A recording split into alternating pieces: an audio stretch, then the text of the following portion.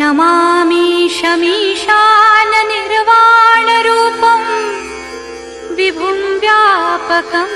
ब्रह्मवेदस्वरूपम् अजं निर्गुणं निर्विकल्पं निरीहं चिदाकाशमाकाशवासं भजेऽहम् निराकारमोङ्कारमूलं तुरीयं गिराज्ञानगोतीतमीशं गिरीशं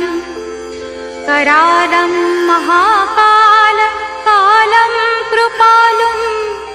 गुणागारसंसारपारं नतोऽहम् तुषाराद्रिसङ्काश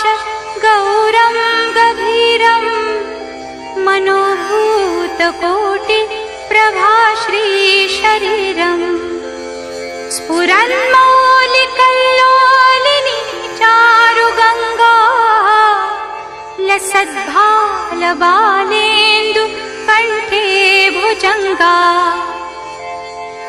चलत्कुण्डलं भ्रूसुनेत्रं विशालं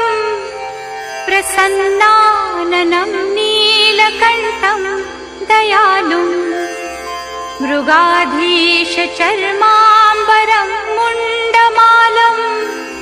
प्रियं शङ्करं सर्वनाथं भजामि प्रचण्डं प्रकृष्टं प्रगल्भं मरीशम् अखण्डं मजं भानुकोटिप्रकाशम्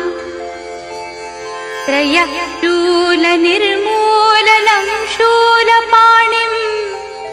भजेऽहं भवानी